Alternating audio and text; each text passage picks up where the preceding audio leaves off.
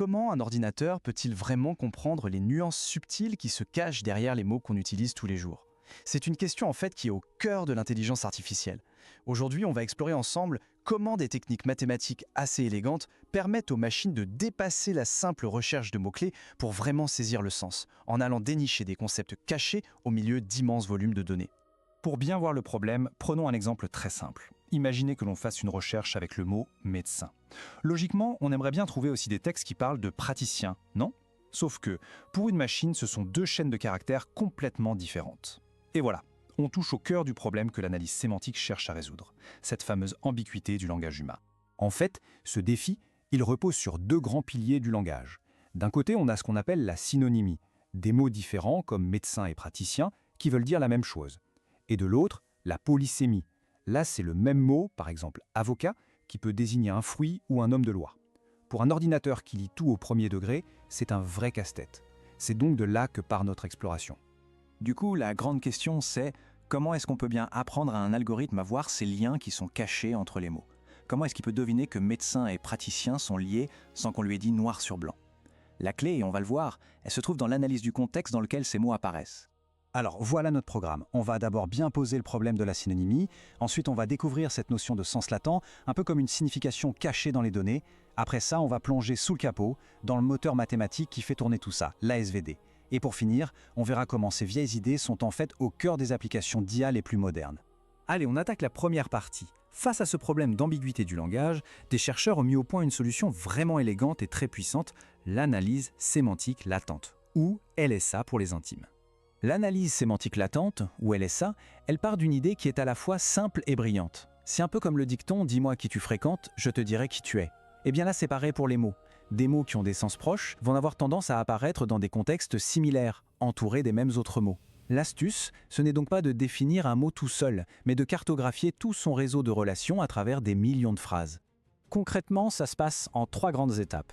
D'abord, on construit une immense matrice, une sorte de tableau géant qui va nous dire quel mot apparaît dans quel document. Ensuite, et ça c'est vraiment le moment clé, on applique une technique mathématique, la fameuse SVD, pour compresser cette matrice en ne gardant que les informations essentielles. Et enfin, dans cet espace conceptuel réduit, les relations deviennent évidentes. On peut enfin comparer des mots et des documents sur la base de leur sens et plus seulement sur leur apparence. Et attention, cette idée n'est pas sortie de nulle part. Ses racines remontent aux années 60. Mais le vrai tournant, c'est en 1988, avec un article scientifique qui a vraiment posé les bases de l'approche, vite suivi par un brevet. Et dès les années 90, on a commencé à voir des applications très concrètes, comme la notation automatique de dissertation. Ça a prouvé que la technique pouvait capturer un niveau de compréhension qui allait bien au-delà de la simple correspondance de mots-clés. Bon, maintenant passons au moteur mathématique qui fait fonctionner tout ça. Mais pas d'inquiétude, on va surtout se concentrer sur l'intuition derrière les maths sans se perdre dans des équations compliquées. La décomposition en valeurs singulières, la SVD, c'est un outil ultra puissant en algèbre. Le mieux, c'est de l'imaginer comme un filtre photo super intelligent. Il prend notre image de départ, un peu brute et pleine de bruit, c'est notre grande matrice, et il en extrait l'essentiel, les contours principaux, tout en gommant les détails sans importance. Voilà l'équation qui résume un peu tout ça. L'idée, ce n'est pas de la résoudre, mais de comprendre ce qu'elle raconte. La matrice de départ, A, est en fait décomposée en 3 autres matrices plus simples. T, qui relie les mots au concept, S, qui classe ces concepts par ordre d'importance, et D, qui relie les documents à ces mêmes concepts.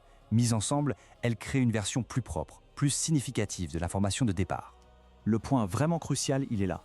La SVD transforme des données qu'on dit creuses, imaginez une bibliothèque géante où chaque livre n'aurait que quelques mots uniques, en un résumé dense, très riche en informations. Dans ce nouvel espace, les connexions sémantiques, qui avant étaient complètement noyées dans le bruit, deviennent tout à coup claires et mesurables. Ok, maintenant qu'on a posé les bases, voyons comment ces idées, qui ont quand même plusieurs dizaines d'années, sont en réalité au cœur de la révolution de l'IA qu'on est en train de vivre. Cette citation, issue de la recherche actuelle, elle cache une idée assez fascinante. En gros, ce qu'elle nous dit, c'est qu'en supprimant le bruit, qui correspond en fait aux concepts les plus communs, ceux qui dominent tout, identifiés par la SVD, on peut rendre les représentations des mots encore plus précises. C'est un paradoxe assez puissant. En retirant de l'information, on améliore la qualité du sens. Ce genre de nettoyage sémantique, ça vise un objectif majeur des modèles d'aujourd'hui, l'isotropie. L'idée, c'est de créer un espace de sens où les vecteurs qui représentent les mots sont répartis bien uniformément dans toutes les directions, un peu comme les piquants d'un hérisson. Un espace bien équilibré comme ça rend les modèles d'IA beaucoup plus stables et fiables, parce qu'il n'y a pas une direction de sens qui prend le pas sur toutes les autres. Et cette idée fondamentale, on la retrouve absolument partout aujourd'hui. On l'utilise pour rendre les grands modèles de langage plus robustes, mais aussi pour aider à repérer et à corriger les biais qui peuvent se cacher dans les données d'entraînement.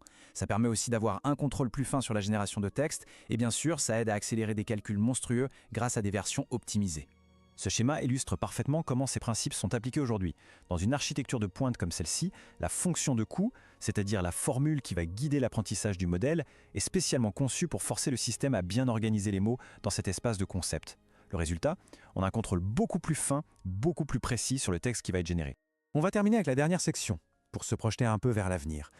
Parce que la recherche de pointe, aujourd'hui, elle ne se contente plus de se demander est-ce que ces deux mots sont proches. Non, elle pose une question bien plus profonde. L'idée, ce n'est plus seulement de savoir si deux concepts sont voisins. Imaginez une carte routière. Il ne suffit pas de savoir que Paris et Lyon sont à tant de kilomètres. On veut aussi préserver la forme globale du réseau qui les relie. C'est ça la nouvelle frontière. S'assurer que la structure globale des données, leur forme topologique, est bien conservée. Pour y arriver, les chercheurs utilisent des outils mathématiques assez avancés. Regardez le visuel. Au lieu de voir les données comme un simple nuage de points, on imagine qu'on les relie pour former des sortes de structures géométriques. Cette méthode permet de détecter la forme cachée des données. Est-ce qu'il y a des groupes, des trous, des boucles, et de s'assurer que cette signature est bien conservée, même après avoir compressé l'information. Le résultat de tout ça, c'est qu'on peut maintenant entraîner un modèle pour que les représentations des images et des textes aient non seulement un contenu qui se ressemble, mais aussi une forme structurelle équivalente. Ça donne des modèles qui généralisent beaucoup mieux. Concrètement, ça veut dire qu'ils sont plus performants sur des exemples qu'ils n'ont jamais vus auparavant, parce qu'ils ont appris une correspondance bien plus profonde, plus fondamentale entre les choses. Bon, pour résumer tout ce parcours, on est parti d'un problème simple en apparence, l'ambiguïté du langage. On a vu comment des techniques pionnières comme la LSA et la SVD ont essayé d'y répondre en trouvant des concepts cachés. Cette idée centrale, de réduire pour ne garder que l'essentiel, est maintenant au cœur de l'IA moderne. Et on voit que la recherche de pointe pousse cette logique encore plus loin en cherchant à préserver non plus seulement le contenu, mais la structure même du sens. Et tout ça, ça nous laisse avec une question assez vertigineuse. Si on arrive vraiment à cartographier la forme du sens, quelle structure cachée du langage, et peut-être même de la pensée humaine, est-ce que l'IA va nous révéler ensuite? La question reste ouverte.